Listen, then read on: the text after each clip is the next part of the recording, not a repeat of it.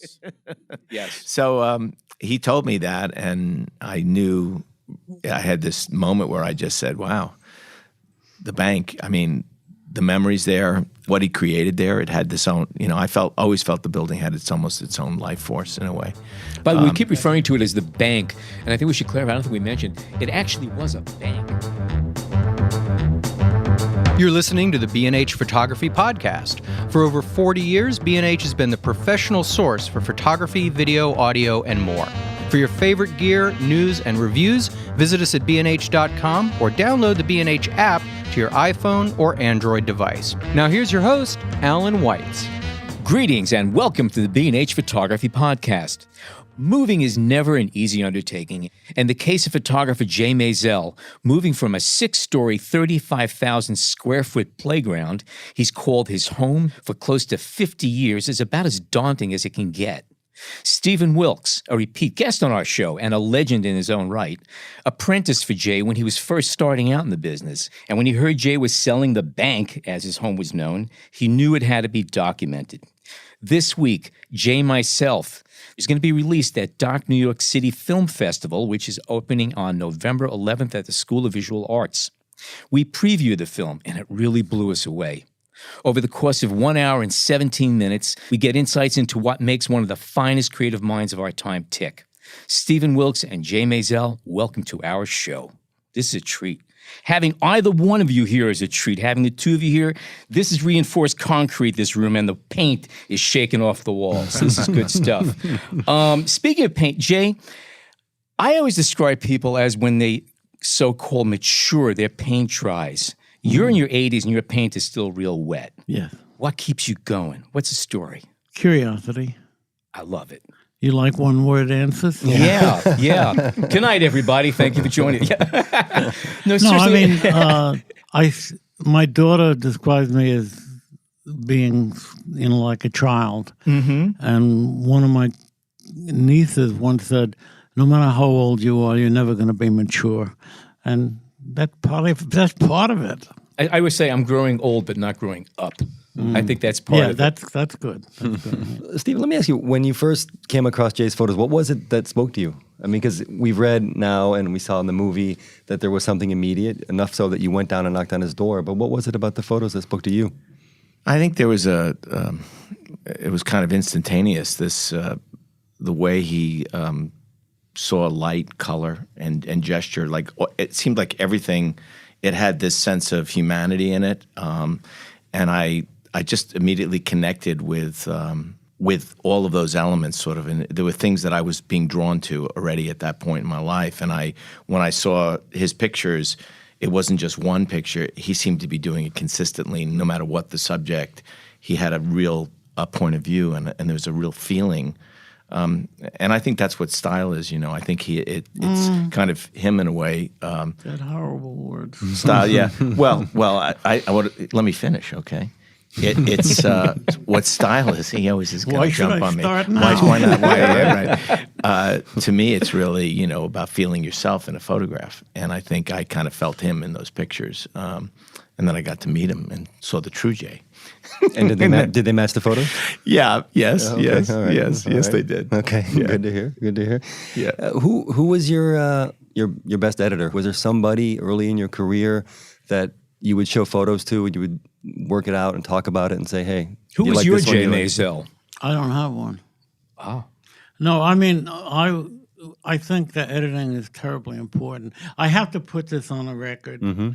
I know this is going to upset him terribly, but when I saw Stephen's work, he was an amazing photographer at the age of 19. He had stuff in his portfolio then that would look good in a portfolio today. So I was very impressed with him. As a photographer, as a worker, it's another story. Can't imagine that. Oh God, I know where this is going. Am I finally going to be allowed to publicize it? Oh, go ahead. Help please. yourself. Go ahead. He had come with the idea he was going to work for me. So I asked him, well, do you know bookkeeping and everything? He said, oh, yeah, sure. If I had asked him if he had flown into outer space, he would say, yeah, many times. I would have told him I was a brain surgeon. Exactly. So during the course of events, at one point, I had him doing bookkeeping for me, which makes me just as dopey as anybody. And he comes to me with a check to sign. And I said, why am I sending these people a check? They're an advertising agency. Well, I sent you a bill, and the bill is for $3,000 and change. And I said, Stephen, it's a purchase order. We get money. We don't give these people money. But, it's funny you asked that question about an editor. I never had anybody with an editor for me.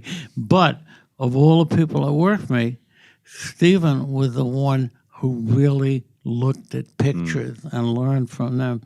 All the other kids did it to get it done for me because I had him set up all the film.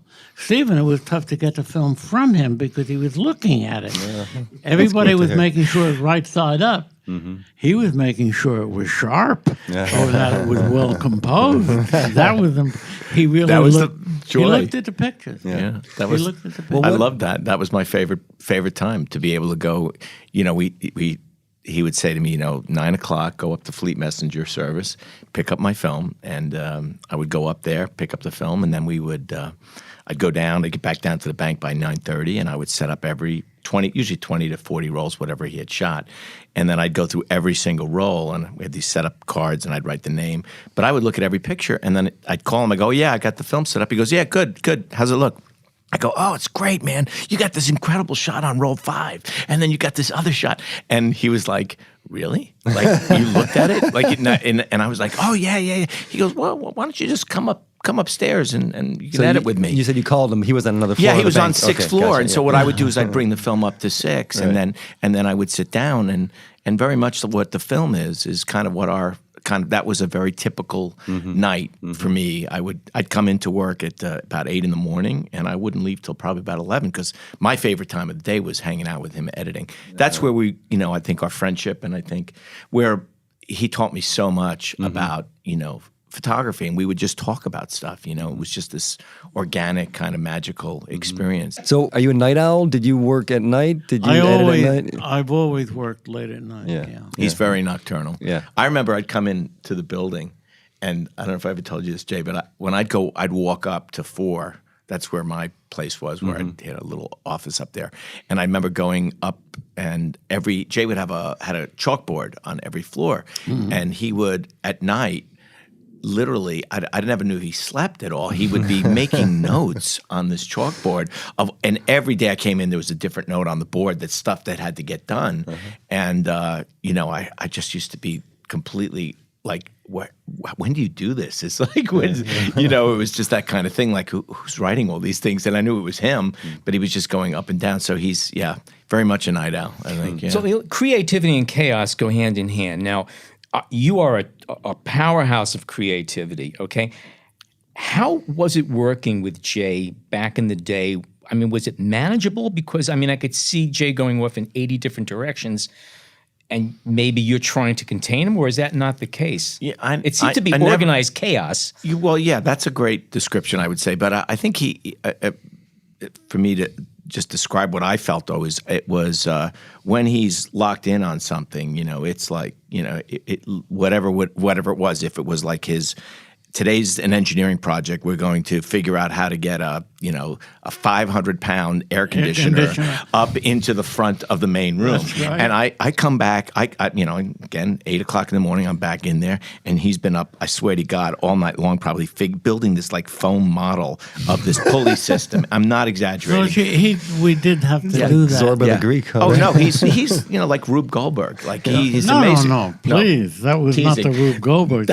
That was serious shit. I know, I'm teasing. He was more like Joseph. Yeah, no, like go ahead. Your other mentor, Bucky Fuller. Yeah. No, but that was the engineering side of Jay. I designed this whole It rig. was an absolutely amazing thing to witness. Going from his model to an actual like execution, it was incredible. But that's the way he is. He kind of like when he focuses on something like that, he really plans everything. But I would say I always felt that. In terms of photography, it was just like he's just constantly seeing things. So he always had his camera. I always said that I would say that he essentially documented almost every day of his life through pictures, And so like the opening, the film, when you see the slides, to me, that was the perfect description to set up what you're about to see. Because most people don't know the scale and the depth of his work. I would argue to say he's most prolific photographer in the 20th century. Well, Jay, go ahead. Yeah, go ahead. I'm listening. Well, I was going to ask, is that true? Do you feel, or what? On what days wouldn't you shoot? I mean, what? Oh, why would I not shoot? And that's what I'm asking you. That's what I'm asking you. No, why would I? I mean, the point of shooting is not because you're trying to accomplish something as much as you're trying to respond to something. So that, I mean, if you're doing something and something else intrudes and causes you to shoot, that's wonderful. I don't like to plan things. I plan a lot of things, but I don't like to plan my photograph. And so they kind of happen. And then if somebody wants to talk to me about it afterward and say, well, what's the story behind that? I was there. It was there. I shot it. All right. Fair enough. And basically, he's very different from me because on his first... I never went out with a lot of assistants. I never went out with a lot of equipment or anything. On his first shot, he went out with more equipment than I ever had in my entire life, including a lift truck and 4 assistants. Wait. I never had 4 assistants. That's not accurate, though, totally, because my first assignment, remember, I went to Europe for AT&T. I wasn't by there. myself. Yes, you were. I was your Europe associate. with you? No, I was your associate at that point. And it was my first job, and I went alone. I didn't have an assistant. I went alone, and I realized pretty quickly it's a good thing to have an assistant. But yes, I did evolve into that kind of a monster. I remember the first job involved a lift truck. I mean, I have really. I'm old. I have bad memory, and I've been telling this story for years. And I'm keep telling it, right? Unlike other people, I'm not just going to change the story because of the facts. Right. Well, Jay, let me ask you, what, I mean, we're talking mentor and mentee. What has Stephen taught you? I don't know if I would put it on that level at all. I just know that I've observed him doing things that I'm not capable of doing. He has the ability to worry a thing until it's done. Okay. I don't have that kind of stay at it kind of thing. I don't do series of things. I don't do continuity. I don't do film.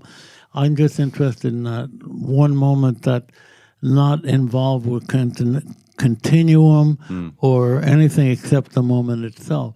But he, the day and night things require a kind of a concentrated focus that I could never do. I mean, I take my hat off to him on that. Fair enough. Yeah. You also talk a lot about when you're working on something, we referred to this just shortly before, that you go away, that everything else just vanishes. The rest of the world. The act of photographing. The act of photographing becomes the center of everything, and whatever else is going around just goes away. You're not hearing, you're not seeing. And when I caught that quote in the documentary, it reminded me about a year and a half ago, I was doing a test of some camera for a review, and I was a few blocks over here by Hudson Yards, and there's a little sitting area with wire seats, and there were shadows from it.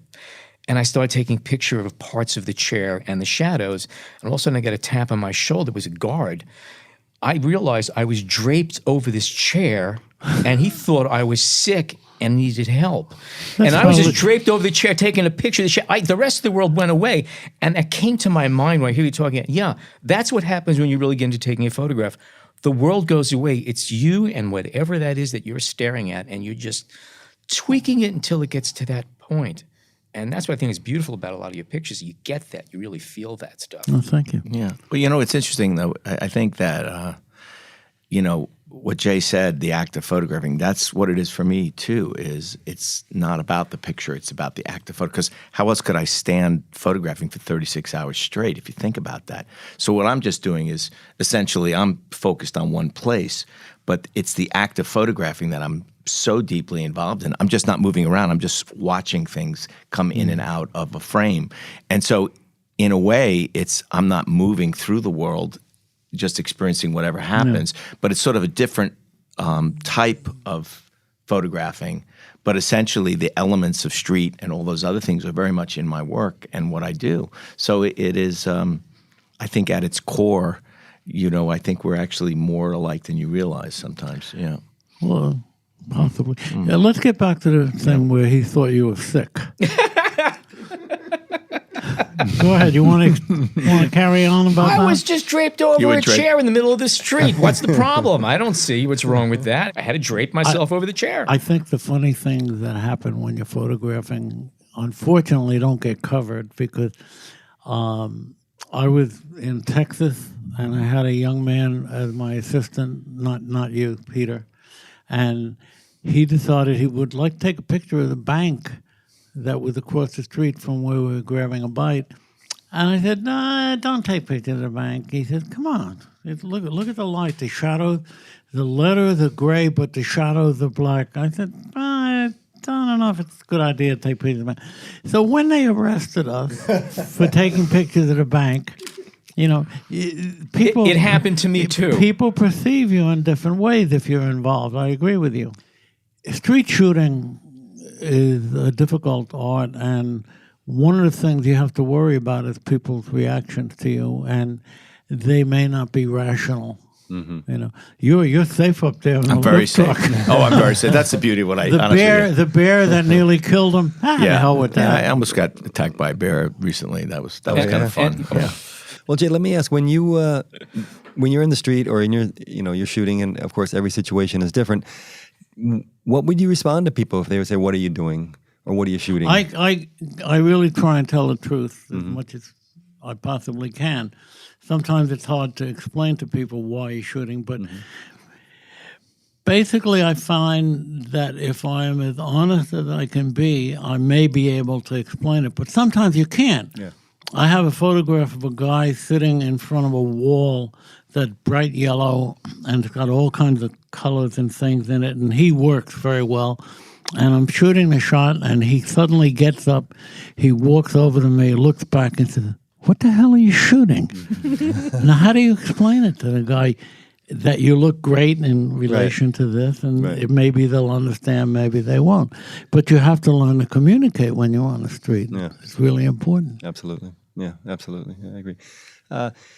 There's a part in the movie, a line in the movie where you said, when you came to the door and you came back, and he said, bring that Wilkes kid up to the second floor or something like that. And the Wizard of Oz. The comment was, you're really fucking good, kid, right? Yeah. So my question is, how does one simple phrase like that change someone's life? Well, I think, and as Jay and our friendship grew, and he recognized my dad was a really great father, but he never really believed. Listen, I think as a parent now, you want to always try to make your child's life easier than your life was in a way. And so my father was a businessman. He actually was a really talented painter as a young man, but never went that direction because, he went into business. And so early on, my dad kept saying, you're just this photography thing. It's a nice hobby, but you're going to be a scientist, kid.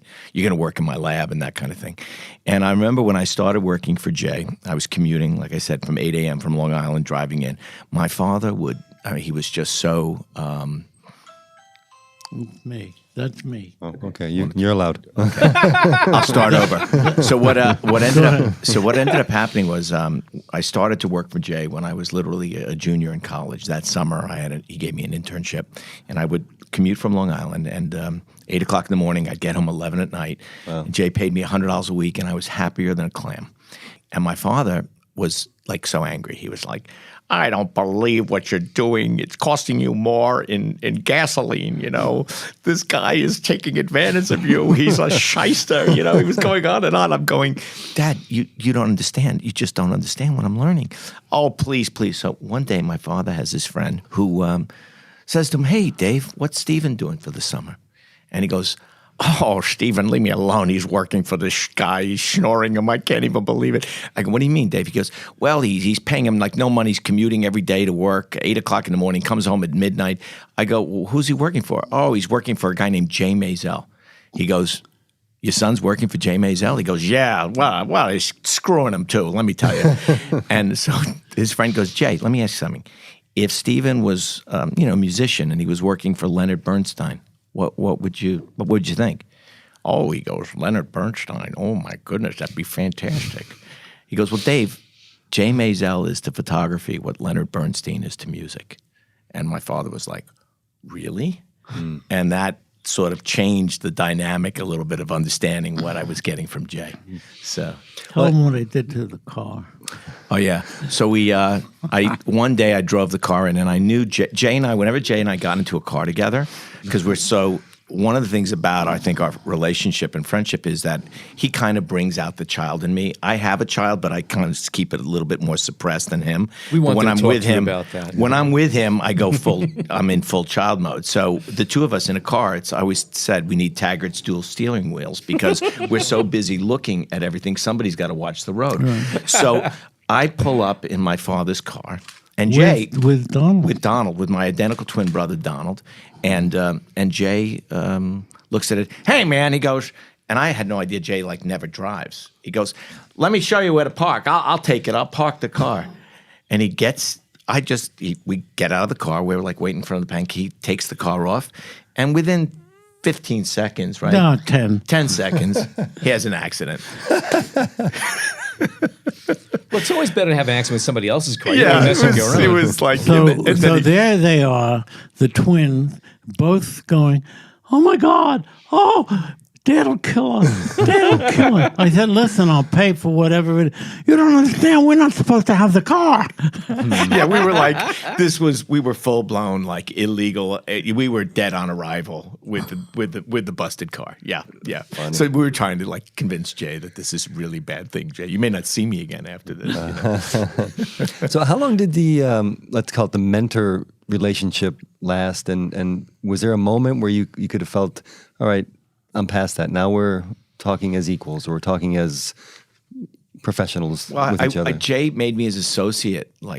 Probably after when I got out of college, I showed him my pictures from China. That was the first time where he really looked at my work, and he goes, "Listen, man, you need to start doing your own thing." He was the one who really pushed me out, really. And I said to him, the truth is, Jay, I can't afford that really right now. I can't afford it. He goes, well, what about if you become my associate? And so he kind of offered me this incredible opportunity where, he would take a percentage of my income, and it was a healthy percentage. 90? Seems fair, yeah. Seems fair. It was 75% actually. It was a big percentage, and yeah. I couldn't get out of the relationship as fast as I wanted to. He was just doing so well, and I ended up he said it, and it was true. First 3 years in business, you're lucky if you make 25%. So Jay, set this whole thing up, and he said, I'll give you an office. You can shoot as much film as you want. And it was an amazing thing because he really, I think the greatest lesson was he really taught me my value.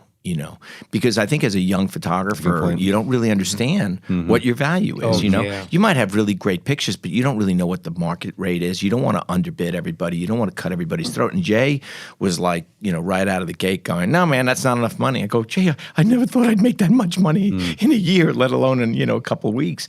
And he was very, very much like, no, kid, this is what you charge. This is how you do it.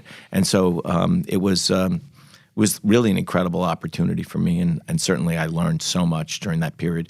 And then that was about 2 years of being Jay's associate. And then I think he was getting tired of me, and the guys in the office were probably who the hell is this kid? And so I decided, and my wife said, I think you need to do your own thing. So my wife Betty, who I met at that time, we moved into her studio apartment, and I ran my business off of a little fold-out coffee table for about 3 years until things kicked in. Yeah. You didn't answer his question. Okay. What was that? Did I miss?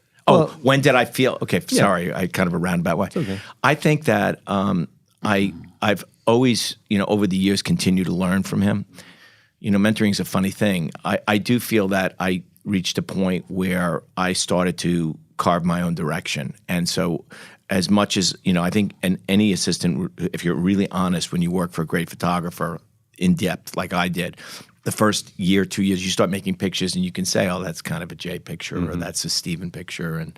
And because if you've really given that artist everything you have, it's an osmosis that happens.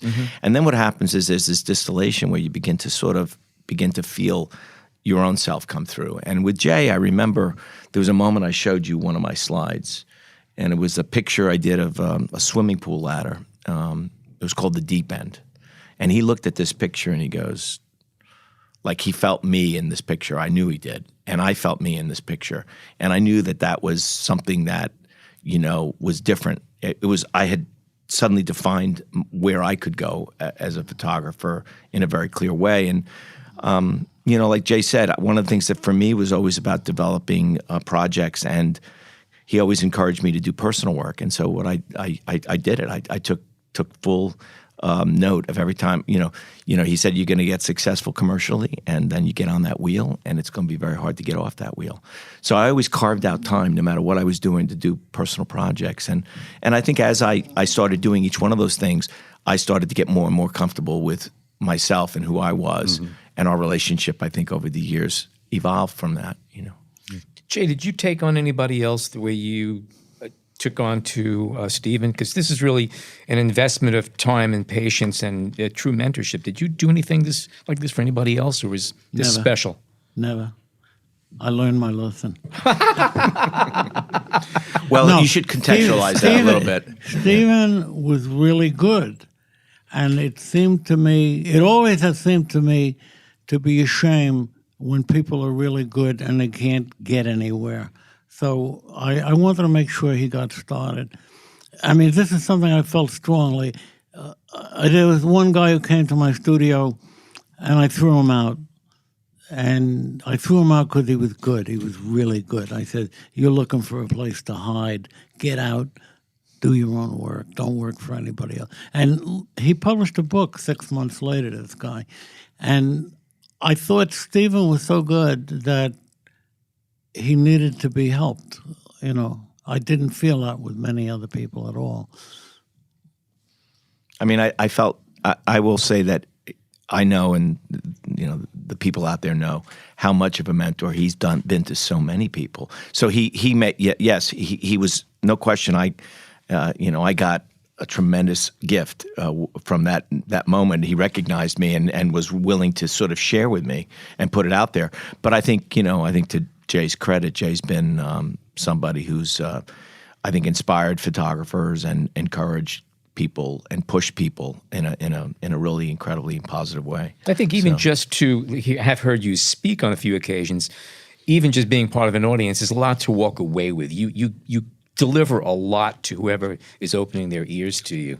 I just love the fact in part of the film you're giving a speech. I forget where it was some years ago. But Kodak. In Kodak. And I didn't prepare a speech because I want to be as surprised as you guys are at the end of the evening as to what I have to say. And I got that. I really, really did. Well, to answer your question a little bit, I never picked anybody like Stephen to do anything with, but I did teach. And that was a way of continuing that and having a lot of fun, because I had about over 100 workshops that I'd done, and I did another bunch at the bank for years, and so that was, in a way, trying to do that all over again. And how conscious were you of the fact that you were a mentor? Were you, in the case of Stephen, were you conscious of the fact that, okay, I'm going to try to teach him something now, or was it just something that you just let him soak it up? I didn't really try to teach him anything. What he got out of it, he got because of his own perception and perceptiveness. But what I tried to do was keep him from making the same mistakes that I made. I once called a mentor of mine who was not a photographer but an art director and a guy I looked up to, and I said, I got a job. He said, what kind of job? I said, I got a job as a designer at this magazine for $100 a week. And he said, don't take it. I said, but man, it's $100 a week. This was in the 50s. And he said, don't take it. I said, why? And he said, you'll do better.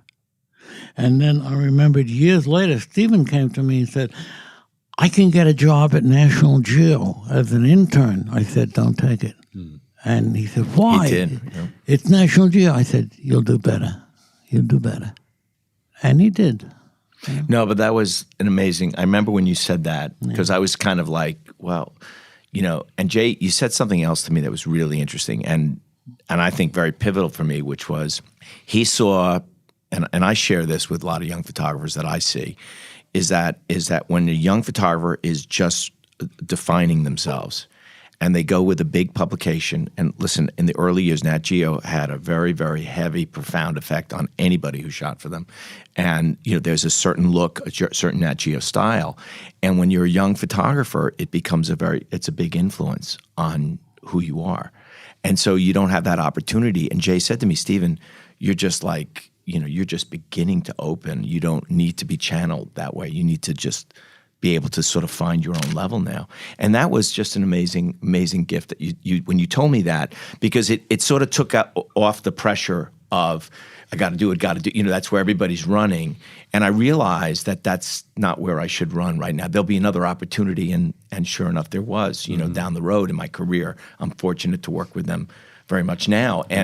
But it's in a different context in a way, which is really special. Did you ever let them go ahead and then did you ever let him flop? In other words, you knew that he was going to be making a mistake and say, let him do it anyway, just to learn? No. Interesting. Okay. Sometimes it's a good way of learning. Well, he flopped on his own. He didn't even.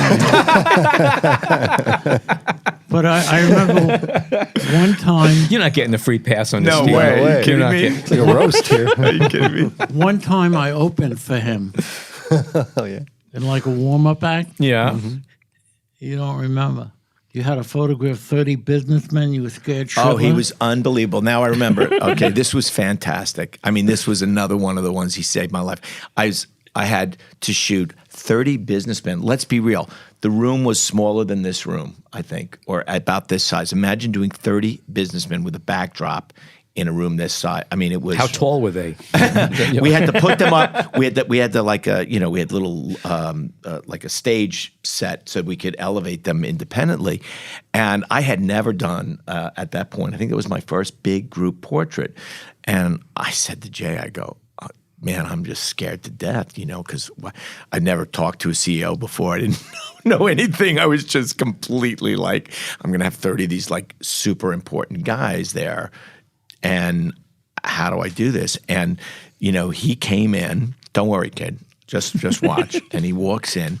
And again, it was one of those great lessons because he was Jay and he did not care about any of the fact that this is the CEO, that's the CM. You know what? It was like he didn't care who they were, what they were. He just, I am Jay Maisel and, you know, how you doing? Do me a favor, move over here and keep your head up a little bit. And he was just talking to them like they were just, you know, anybody. And I was like, oh wow, okay, that's kind of how you do it. You know, you don't get caught up in, because everybody around all these big executives, they're always so nervous and anxious, and they make you hysterical. But when you meet the actual people, they're like, yeah, what would you like me to do? And I saw him, the way he sort of moved through that, and it was great. And I was actually, you're right, I forgot about that one. That was one of my scariest big shoots I've ever done. That was the first big group shoot. Yeah. I was once listening to somebody talking about being in a situation like that where they had a photo of some really high-powered people.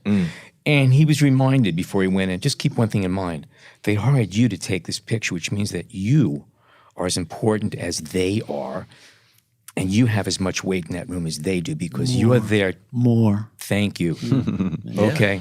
Yeah. And that's an important lesson. You don't walk in, I'm just a photographer. No, I'm the photographer who was hired to take your picture. Right. And I have to make you look good. Here's what I want you to do. Right. So I guess that's what the lesson was there. Well, Take charge. Jay, But it was the way he took charge. You know, That's it. I saw the way he acted, and that's like an incredible kind of gift to see, especially when it's your shoot. You know, when you have somebody come in there, it's one thing Jay's doing it, and I'm just the assistant. I'm busy. I'm worrying about the packs and the lighting and everything. But he came in and just like, you know, no, kid, watch. This is how you do it. You know, and it was pretty amazing. Was confidence ever a problem? I mean, have you been For me? in your own way? Oh, yeah, no. I remember it. There was an art director named William Buckley. Had nothing to do with the political William Buckley. And I got on an elevator with him by chance, and I desperately wanted to talk to him. And what came out of my mouth was confetti. It didn't make any sense, and it did. And yeah, I've had it, but then at one point I thought, that's not doing me any good. I might as well, take charge. And when I walked in with a businessman, I felt like you said, I'm here to do the job, and I'm going to have fun. And this guy's going to have fun, too. And if he doesn't, fuck him, Because I remember I had the chairman of IBM, and I really like to make it as easy as possible for these guys and direct them to do things that will make it comfortable. And so I did a drawing of a shoe, and I put it up on a radiator. And when he walked in, I said, there's your mark. And he said, which foot? I said, I'll give you a choice, okay? But you can't treat these people with too much deference because they're used to that all the time. Yeah. And even the worst narcissist likes to be treated as an equal. And these guys are used to being deferred to all the time. Mm-hmm. So if you walk in there and defer to them, you just want to attract. But I once had a thing with a guy doing a big oil embargo in 73. And I had the bank, and we were talking about oil, and we were talking about the cost of oil. And I said something about, I got to heat 72 rooms. He said, you have 72 rooms? I said, nobody said you had to be the richest person in the room, And I owned him from then on. Right. I mean, we were buddies. And how much is it about that skill or ability to kind of know what it is to say at that moment, to kind of get to somebody and level the playing fields? Well, I don't necessarily know what to say. He can tell you that. But I've tried always to be as honest as I can. Yeah. And that either gets you where you want to go or in a lot of trouble. Sometimes it can go the other way. Yeah. But you see, I don't have a good memory. I can't really lie because I won't remember. Right. So I gave up being lying, and I tell the truth. But I think you project a certain energy to people, and I think that when he comes in the room, and that's something I learned too. You have a power as an art. You can come in and you just project an energy to somebody, and they know you mean business. I was telling him that I spent I spent a week with him last week, and it took an hour because he is so intense that three of us, after he left, we went, "Hoy." Yeah. Okay, we're going to take a short break and be back with Jay Maisel and Stephen Wilkes. Stay tuned.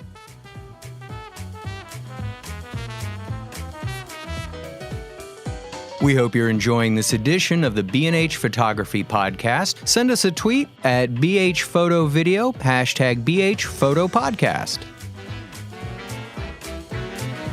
We are back. Stephen, during the break, we started to have a conversation. We had to put a stop to it, and because all the good stuff was coming out.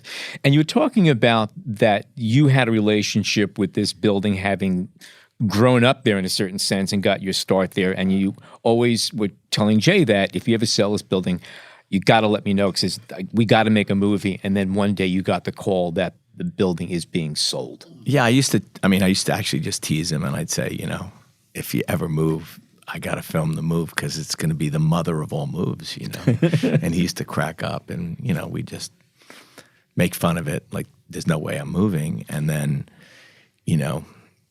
I moved. He moved. And then I got that phone call, and, something just came over me, like, immediately because, the things that... But wait a minute, you can't imply that I asked you to cover this. You never implied it. In fact, if anything, this was totally my idea, not his idea. But were you kind of hoping that he would do this, though? I mean, somewhere in the back of your head, were you saying somebody's got to film this? Somebody, not necessarily Stephen. Okay. Because Stephen, I knew, and my wife knew. My wife said, if you let Stephen do it, I don't care what he says, it's going to end up with a lift truck and drones. And it And it did. And it There was a did. drone in there. I saw. He describes me as Katsu. He allows me into the space. And Well, you then got to I explain essentially- what kudzu is. Well, most people know it's this No. weed An that's growing. invasive, An invasive species. that I'm doesn't an- belong here and it- eats and everything in it its takes way. over everything. Impossible to destroy. Yes. Yes. So he told me that, and I knew I had this moment where I just said, wow, the bank, I mean, the memories there, what he created there, it had this own, I always felt the building had almost its own life force in a way. By the way, we keep referring to it as the bank, and I think we should clarify. I don't think we mentioned it actually was a bank. Oh, yeah. The Germania Bank of New York. It started out being Germania Bank, and then when Germans got unpopular in 1914, it became the Commonwealth Bank. And when banks got unpopular in 1931, it was sold, and manufacturers Hanover Trust bought it. There, the 14-year period, I've been too lazy to investigate, but I bought it from manufacturers Hanover Trust, who did not use it as a bank. They used it as storage. Okay. All right. So therefore, it's the bank.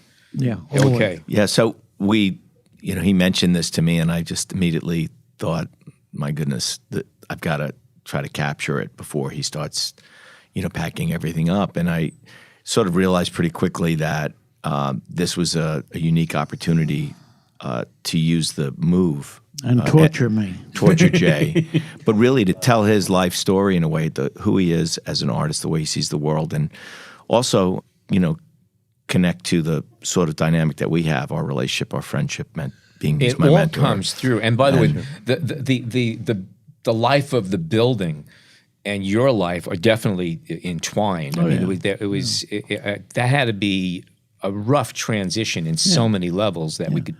And he helped it.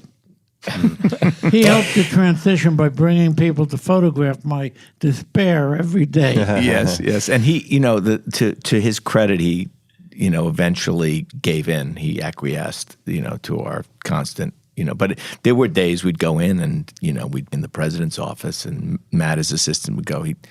We don't know what we're doing, so just wait. It'd be 1 hour, 2 hours, 3 hours, and then Jay would say, "Okay, I'm going to be moving this now. You guys can come up." It was a very sort of slow process, I would say, but I think he really did trust us to do what we did. And one of the things I wanted to do was I would set up these interviews with him, and that became really an important element, obviously, in the film, as because the structure that we have is, move, interview, move. It kind of creates its own little narrative. And when I would do these interviews, I was really referencing the kind of conversations that Jay and I always have, and that few people really get to share those kind of things and go that deep in terms of photography and what he does and how he does it. And then I started to realize that I wanted to go and explore things that I never really knew about him. And, what was great was that even though in the beginning of the film, he's kind of like, playfully going, "Really? You want to do that? I can't do that." He eventually did it. And I think that's what's really special about it. But it is for me, I wanted to take you to a place. I wanted you to experience this magical place, the bank, that I experienced, and really also share with you, I think, all of the great lessons he taught me. And so in a strange way, I feel like I get to mentor the audience in a way through telling Jay's story. Absolutely. Well, one thing that's interesting for me in general is I imagine for you, the space itself probably holds as much emotional memory for you as maybe for you, because absolutely. you know, Jay, this is true. My wife met Jay before my family met Jay. I remember bringing Betty to the bank, and he walked over to her, and he was always curious, who you dating, and he literally looks at her, and he drops his glasses just like that, tilts his head down. He goes, "What are your intentions?" And so, my God, he was quite paternal. He was, he really wanted to make sure this girl, wasn't going to take me out of my orbit, and so, and then he he loves Betty, and Betty loves him. I mean, so the whole movie is a love story on many levels. It's a relationship between you two guys, and there's a definite love between the two of you. Okay, call it friends, call it father, son, call it whatever you want. a bromance, yeah. A bromance, but okay. No, but there's a special relationship they have, and then you have the relationship that each of you have to the building itself, and then relationship to the pieces and the objects. I mean, you pick up things that you found on the street and you start talking about them. These are like mundane pieces of crap, but you, and by the way, I'm the same way. I pick up little treasures all the time. I don't have the room that you have. But you make them very real. I mean, you even make mention that you talk about the first piece of rusty junk you picked up when you were a teenager, and you say, it's still around here somewhere, because it meant something, and you saw something that you know you'll be able to use it sometime, somewhere. It changes the way you see. Exactly. And this is the thing that I really hope that people really take away, is that he affects the way you see by what he collects, how he collects it. And also it's this idea that there's beauty in everything, and I think that's the part of looking that I used to, I remember when I was first assisting him, and we were in a terrible rainstorm, and it was in the autumn, and you got out of the car and you go, okay, man, there's a great freaking picture here. I'm going out, when I come back, tell me where the picture is. I'm like, oh my God, that's freaking pouring rainstorm outside. So he runs out of the car, and the water's cascading down the windshield, and it's fall, and I'm seeing all these blurred images of color through the windshield, and I go, wow, that's like amazing. And so it was that, that I was beginning to understand this idea that it's constant, it's everywhere. That looking, it's the joy that you get in looking, as opposed to even the act of photographing. I think, over the years, we will be doing something, and inevitably we might see something, and neither one of us can get our camera up fast enough. But it's just the idea that we saw that is so special. And, well, Jay, you had said sorry. Sure. Photography is a form of collecting.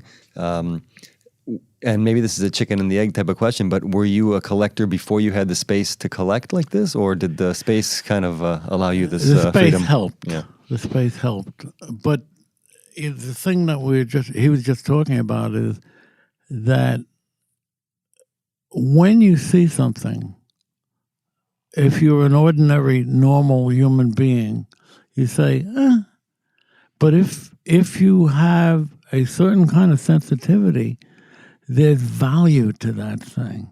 The average person doesn't see it. And I may be average, but I'm not normal. I'll say that. And I find joy and promise and possibilities in a lot of things that other people don't see. And I can't see getting rid of them. Yeah. And they hold promise for me. They hold the possibility of doing something with them, or just the joy of looking at them.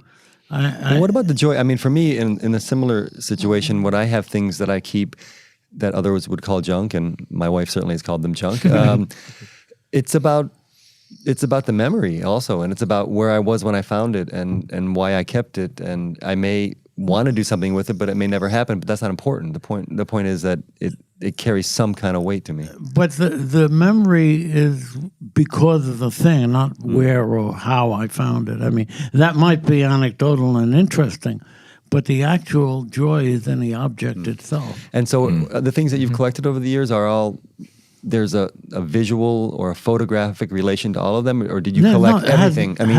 Nothing to do with photography and everything to do with photography. When I pick them up, I never say, "Oh, I got a photograph to." It's just like, this is amazing. Look at this thing that somebody. But it's always something visual. I mean, for example, you don't collect books, or do you collect?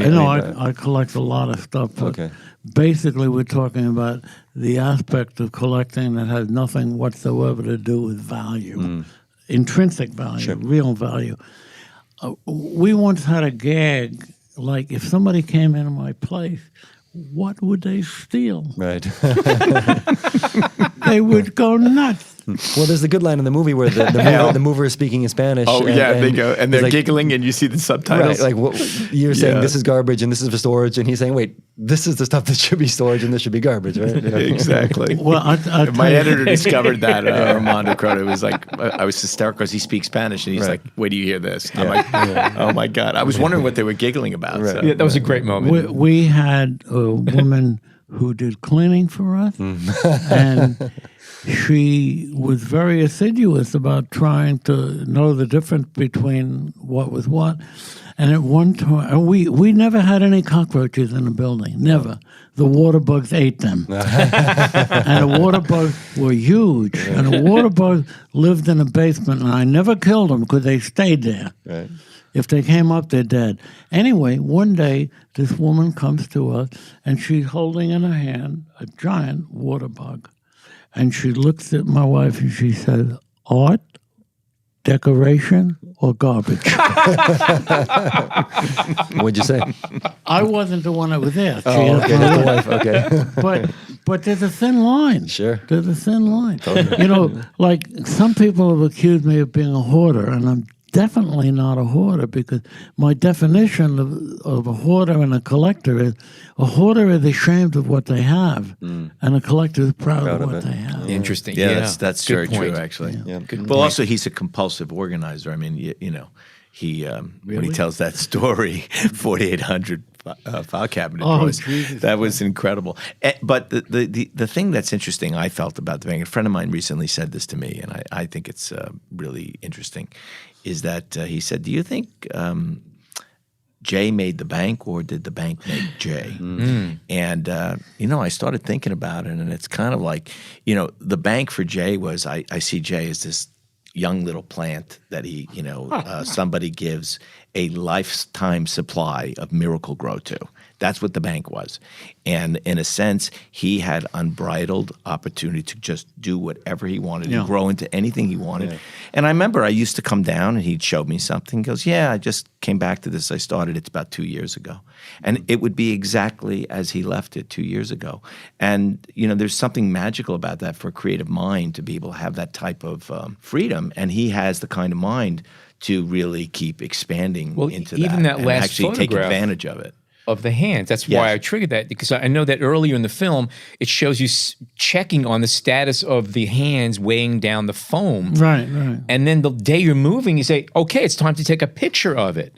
And I knew that this was a period of time. And I know that's not the only thing you had laying around there that was aging and getting ready for its picture.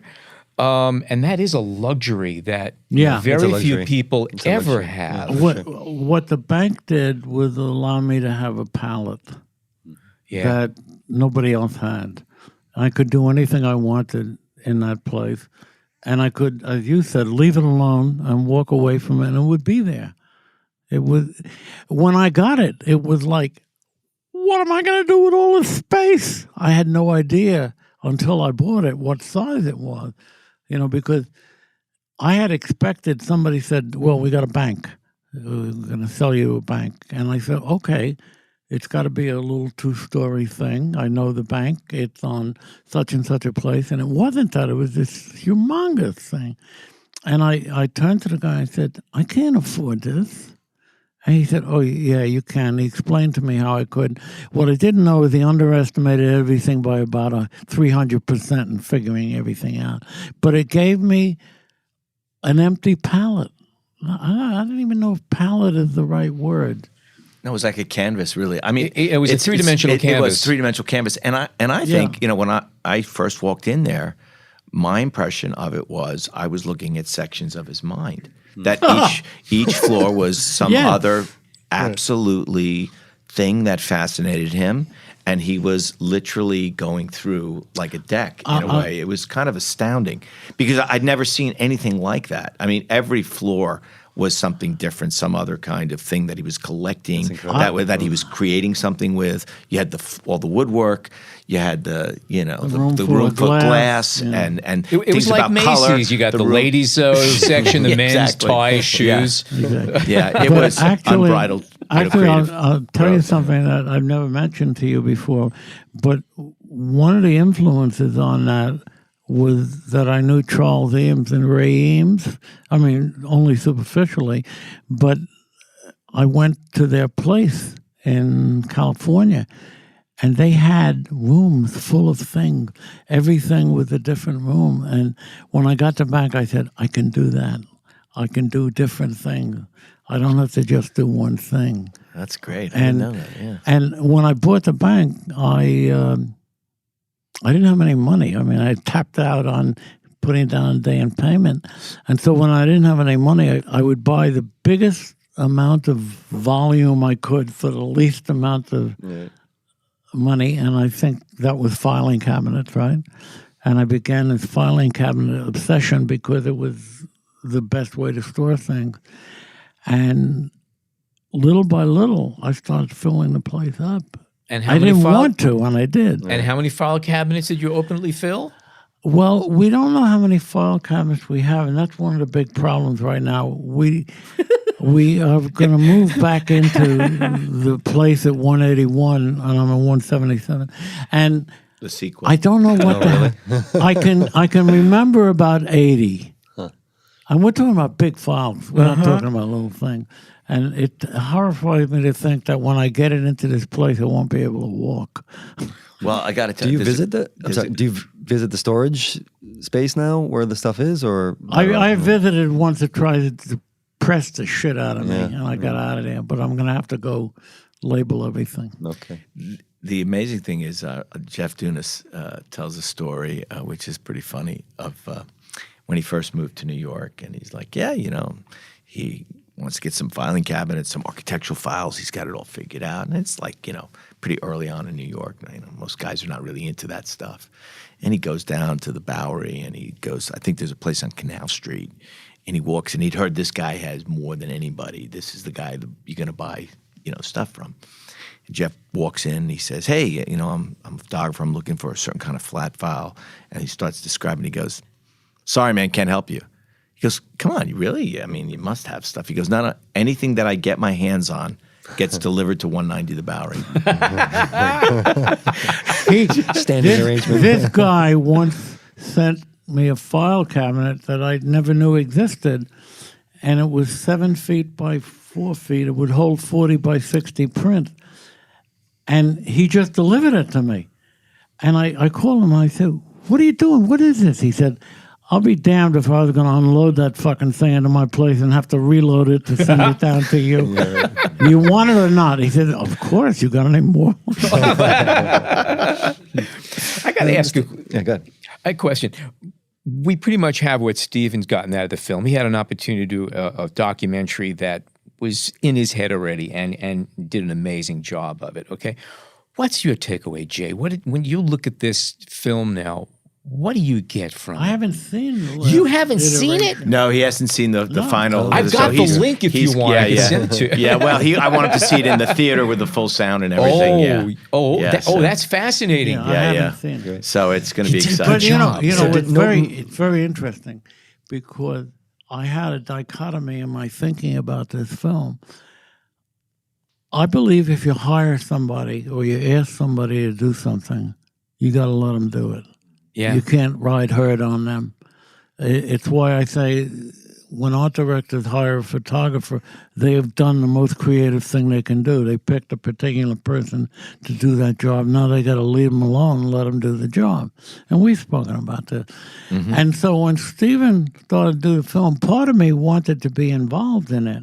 And then part of me remembered what it's like to be involved with something Steven is doing. Never do that. Because he once did a book called Cal 1, and he got me involved in the book. I didn't help him in any way. I mean, he did the whole book. But like he would say, should I use this or that? And I would say... Let's show him pictures, yeah. That every fucking day for 32 years... This went on 9 million hours a day. It was horrible. And so I thought, if I ask him to let me get involved in it, it could be that all over again, and my life is ruined. So I've never had anything to do with this film. This is his baby. This is his. This is his creativity. So speak a little bit about the process. Can you tell us some basics in terms of how many people came in? How big was the crew? Well, we had a great team. Yeah, I had a really great young cinematographer, Jason Green, and assistant of mine, Chris Yanich, who really were involved on a daily basis on the whole project. And then I was blessed. I get a great young producer team, Emma Tammy and Henry Jacobson of Mind Hive saw the teaser. And the reason they got interested was because I'm blessed to have my daughter is just a wonderful creative who helped really shape the teaser, and that really showed people that this film had real potential, that there was a real story in this. And that led us to, I had a great writer, Josh Alexander, and my first editor, Armando Crota. And then second editor on it was Daniel Horwith. Just an amazing team. And then finally Doug Blush, who's this Academy Award-winning, two-time Academy Award-winning supervising editor on the film. So when you and then of course my wife Betty, who is executive producer, and just she's the one who makes everything really happen. She stirs the whole drink. So when you're lucky enough to have those kind of people involved in a project like this, it just really elevates it. Was there a production schedule? I mean, I'm sorry. Yeah, go ahead. Was it all? Were all the interviews done around those last few days of the move? And Yeah, the last weeks we did. Well, it was about 5 or 6 months of filming, and then after that, I started. We were trying to really begin to shape the film, and then we had some downtime because I was doing a whole bunch of day to nights. Because I'm finishing my book right now. It's going to be published in the spring next year. But what do you do in your spare time? Yeah, so this is like the fact that I was doing these two things simultaneously was pretty overwhelming. And then, one of the things I really wanted was I really felt excited that we got this story. Once we sort of had the story fleshed out and we had this narrative going, then it started to become, okay, the archival, how do you and so I started doing research, and I got friends of Jay actually would send me emails. Hey, Steven, Matt, and I forget his last name, sent me the Kodak thing. That's how I knew about Kodak. And I ended up getting all this stuff, these sources, and once I started finding the early footage of Jay, that really started, creating a You shot some of that early Yeah, I footage did. too, right? In Which is pretty 1994, it was amazing. amazing that I actually found that. He couldn't believe it. I shot that with one of the earliest Sony video cameras in 94, and it was when Amanda was born. She was about 3 months old. And I remember filming it. I remembered filming it, and I went through all of these the 1 inch or what they were, the half-inch, video tapes, and found that, and it was like a godsend because it still, the quality was still there, and we were able to incorporate it into the film. How often would you guys see each other in, let's say, in the past 10, 20 years? Because you were up in Connecticut, correct? And your career's taking off, you're traveling. Were you guys... Well, I always love to try to get him to Connecticut, but that's like going to Abu Dhabi for Jay. He doesn't really like to leave the city. And but we would talk. We always, we talk at least, every couple of weeks or every week even. And it's been more like that since the film, obviously. But I'm always, we're always, connecting or talking. I always check in on him, see how he's doing. How much did you shoot compared to the movie is an hour and 17 minutes? How many hours of footage? There's you over 3,000 There's probably over 60 hours of footage. Yeah, we could cut a whole separate. I mean, the interviews are really, crazy how much stuff we talked about and things that we went into. But one of the things that I think for me about the film that's really important is that he's a very complex man, and I think that one of the things that sitting right here. Yeah, but that's okay. He's very charming, but he's very complex. Yeah, Just play with your rubber band ball. Be happy. And that is that this idea that he's got so many dimensions. And so I started to me, like in everything that I try to do with whatever I do creatively, it's about creating depth and story. And I want you to discover something new every time you look at a picture of mine. And with this film, it was really important. I want you to discover something about Jay, every time you look at this film, that it gives you something back. Did you discover anything that you didn't know? Yeah. I mean, one of the things that was kind of interesting, and it's not in the film, but when we did that interview, I had read a story he had done. It was for Cooper Union. They had done a little interview, and Jay mentioned in the interview, he said, he had a mentor in, Ernst Haas was a mentor of his, and Irving Penn. And I thought, wow, I never knew that.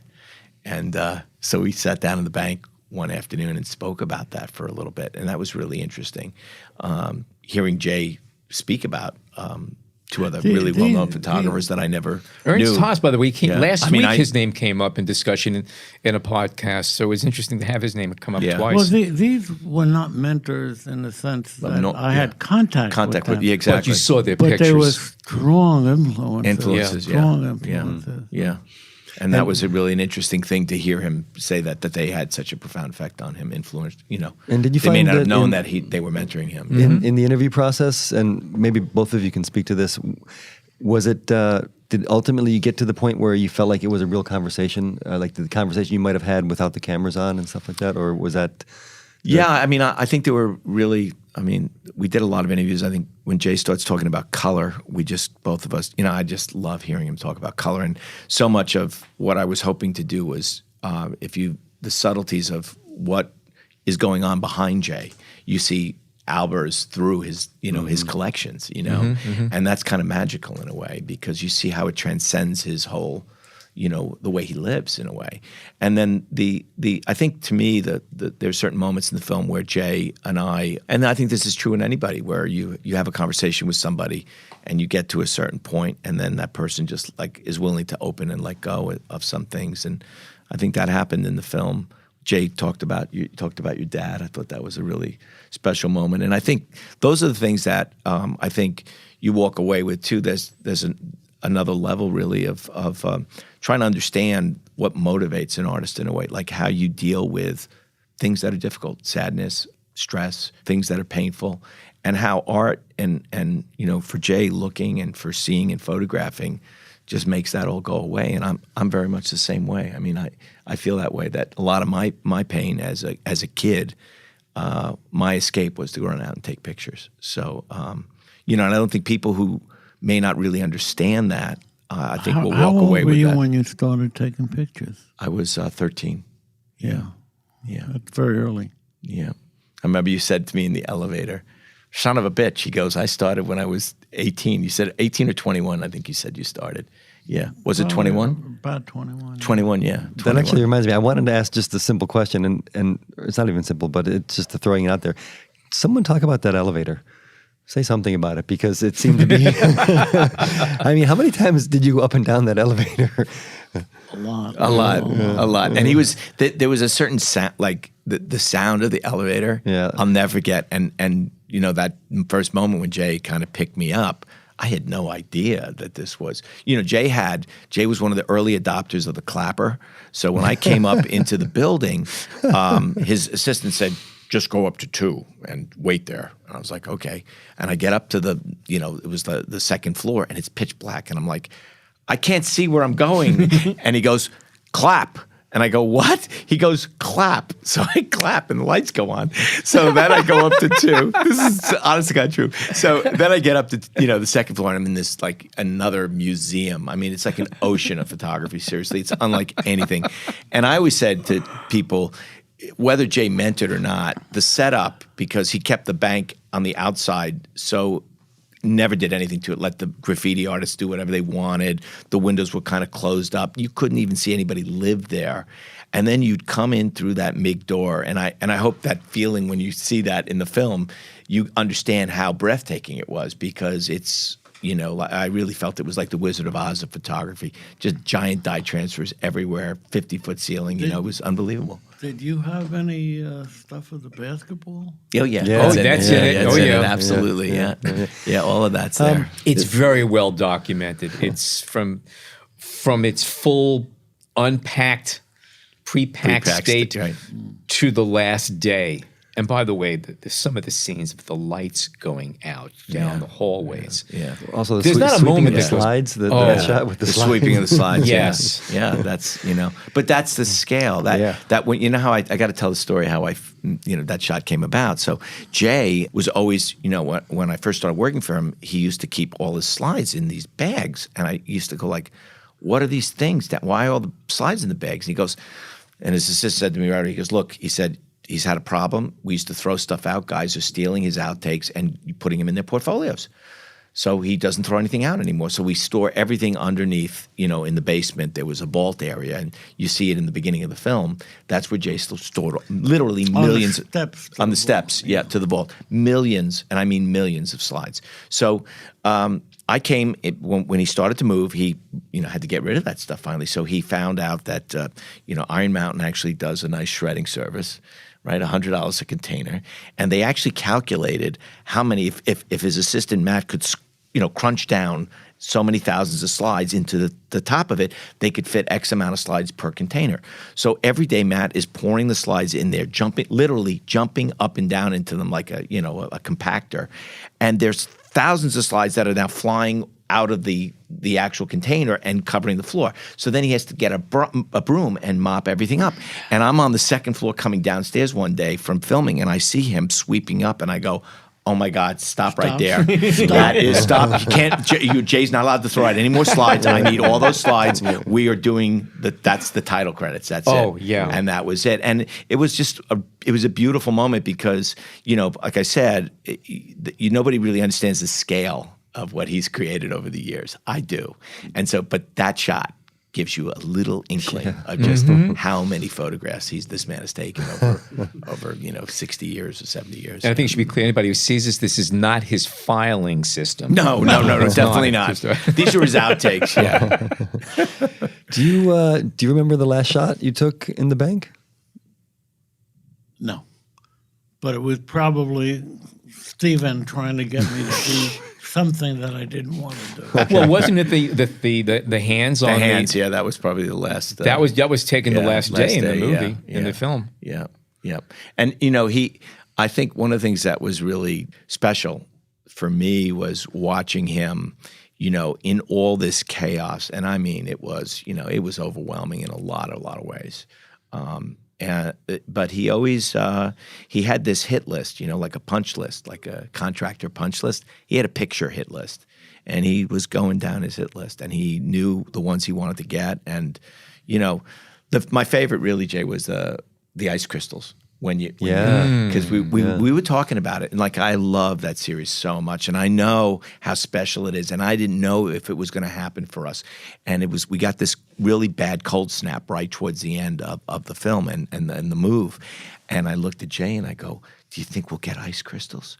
And he looks at me and he goes, "Listen, man, I got to turn the heat way up to get those," and I go, "I don't think LA is going to be very happy," but I go, "Do you think you could do it just for the night? I'll set up a camera, and then I'll be in here early tomorrow morning, and you could photograph it, and I'll film it." And all right, man. So he does it. He doesn't tell Linda, and he turns the heat up, and sure enough, baby, bingo, the ice crystals. It's an amazing piece of work. It really, Thank really you. is. It's an accomplishment that I think both of you could just love forever. Well, His film. Well, thank you. I had nothing to do with the film. But he's the ultimate subject, really. I wanted to be able to tell his story. He has not told you how unwilling a subject I was. Yeah, that part I didn't get into. I think we but get the sense. the beginning. You get it in the film. Yeah, you get a you're little getting bit it. in the beginning of the film. Do you guys really know what you're doing? Jay, did you ever shoot film? Did you ever shoot motion pictures? I did a little bit, but it's not for me. Not for you. I don't really work well with others. Yeah. And you have to work with others when you do film. Yeah. Yeah. It's totally a collaboration. Oh, yeah. I have a question for you that's not even related to the film, but you always have a camera with you. I did. I used to. Yeah. Used to. Yeah. Now, I also noticed that you were using DSLRs, and I was just curious to know, do you use a phone at all to take pictures? Now? Yeah. Yeah, because I can't really work with the big cameras. I have difficulty holding that kind of weight and standing up and taking pictures. So what I've been doing for the last 3 years is editing what I shot for the last 60 years, because I have a chance now, because I can't go out and shoot. I have the possibility of being my own archivist. Right. And so I put on my website everything that I shot in foreign countries, in New York, in the bank, And it's a privilege to be able to look back over that stuff. Most guys don't do it. They keep working and they die. Right. I want to get this done before I die. My last question was, is it a nightmare or is it a privilege at this stage to be able to go back and look at all the work you've done? It's such a privilege. That's wonderful. I mean, it's so much fun. Yeah. I spent the last weekend in the south of France. Right? Wow, The incredible. week before, I was in Somalia. Oh, wow. Yeah, So there you go. And it brings back you have Everything. Yeah, the memories of these it places. brings back memories, and you see things that you wonder, why did I shoot so much?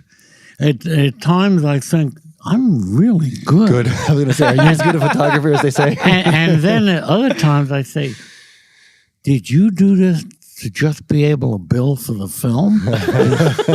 I mean, why did you shoot so much? And the reason was it was insecurity, because it wasn't digital. You never knew what you had. Exactly. You were shooting in Abu Dhabi or Mogadishu, and you know you're not going to be able to reshoot it.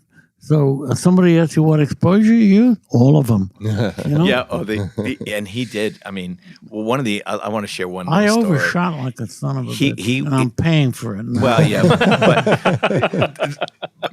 but what is kind of amazing though is when I started working for him, he took me up in a helicopter. He was doing a campaign for North Carolina. You remember? Yeah. And I was the kind of assistant that he didn't really ever have to scream at me because he knew I was going to commit hara-kiri, jump out of the helicopter. Yeah. So this is one time where I was actually undoing my seatbelt because Jay was shooting fall foliage, and I'm telling you, he would do. We used to call it all the assistants. He would shoot every known exposure. So he would literally he'd keep his finger on The shutter and then rotate the f-stop ring back and forth. It's called bracketing. What's the problem? Bracketing, right. But no, we're talking like Bracketing on steroids. on steroids. Okay. And what would happen is he would go through a roll of film in probably around 3 seconds, 3.5 seconds. No. Whatever. It was fast. It seemed like there was no way, with 4 or 5 bodies, I was struggling keeping up with him. So I'm loading. I can't even see. And all of a sudden I see him. He's going, oh man, this is great. He's got like the dry cigar in his mouth. It's not lit because we're in a helicopter, but he's got the dry one in his mouth. And he's going, oh my God, I got a buzzard against this. Is fantastic. And I would always count. Like I'd be counting frames. I'd be 30, 31, 32, 30. So I knew I can anticipate when to hand him another body. And then that sick feeling comes over you because now he's hit 36, 37, 38, and now I'm beginning to die inside. And now I recognize that hollow sound that a Nikon has when the film is not engaged.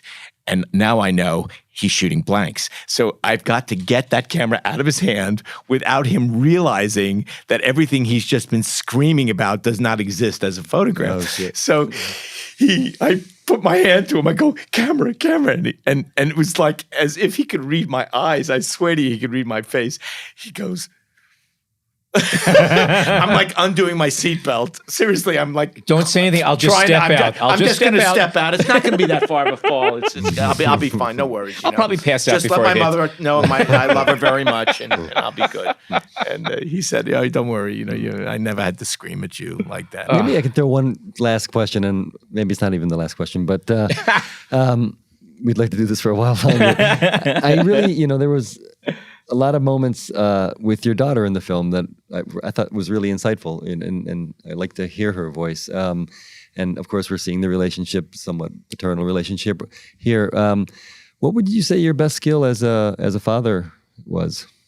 My Your best, skill your as a talents. father? Yeah. Ask her. She doesn't think I have any. Oh, really? Okay. that's Well, how about as a mentor then, as a father figure? Actually, I'm incredibly proud of this kid, and one of the things that she's really capable of is more sardonic humor than even I am capable of. So you taught her well. More sarcasm, more acerbic stuff, and I don't know what I did right, but she's amazing, and I don't take any credit because her mother did most of the work because I was away a lot of the time when she was growing up, but I don't know what I did right, but I mean it's like sometimes like my classes, when I taught them, I don't know what I did right. People thought the classes were amazing. I have no idea what I was doing right. And I think it's the same thing with the kid. Yeah. I just Being incredibly proud of her. Maybe just being yourself is what it takes, right? Well, I think I think he has an ability to, it's the way he inspires people in a way. I think that's the thing. He pushes, makes you think about how far you can go and what you need to do there. I mean, I when I started working with him, I thought I worked hard, but he kind of redefined the work ethic.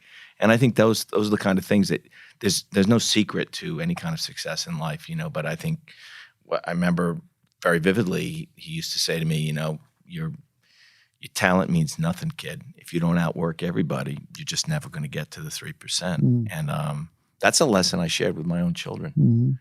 And I think it really impacted them. So in a strange way, he's actually mentored my kids. Yeah, there you go. Yeah, too. So it's been, I think, he doesn't acknowledge it, but believe me, that's pervasive. And I think So the movie is coming out this week, and it's being premiered where? At Doc NYC, on Sunday.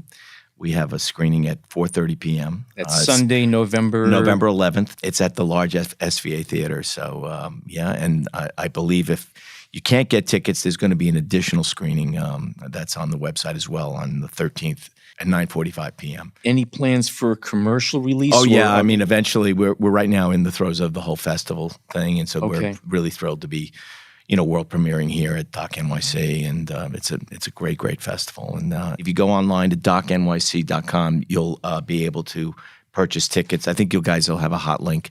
One thing that's definitely worth noting is that this is not just for photographers. I think anybody who's into the creative arts, who's into visual arts, who wants to know what the creative bug is, what makes people do things like take pictures of stuff. I think you get it after this. And it's also a beautifully crafted film if you want to know what good editing is. The music is even beautiful. Thank you. The soundtrack. Let me say one thing. I didn't mention Joel Goodman, who's an incredible composer on the music. So I got to acknowledge it was Joel. Great. I was very aware of that. Yeah, Joel's a genius and really brought so much to the film. So that, this is what you learn about, for me as a novice filmmaker, is that all of these elements, all these, you're fortunate enough to work with really good people that have a real talent. And I think the one unifying thing that I looked for in everybody that I, really chose to work on this project from the beginning was, are they passionate about this idea, about this film? And that's really what I try to do, is just bring people who felt the same kind of passion that I did for this project. And I think that transcends the film in a way. And one little heads up for those of you who are into history of film, there is a wonderful Rosebud moment. If you want to know about the name of the film, Jay Myself, watch till the very end and you'll have a good chuckle. I promise you. It's wonderful to the last frame. Thank you both for being here. Jay Maisel, Stephen Wilkes. It's a pleasure having either one of you here and both of you here at the same time. It's just a treat. If you are not a subscriber to the B&H Photography Podcast, what you waiting for? It is free. It's terrific. Subscribe on Apple Podcasts, Google Podcasts, Stitcher, Overcast, Spotify, and you can find us on the B&H website Explorer. For now, on behalf of Jay, Stephen, Jason, John, and myself, thank you so much for tuning in today.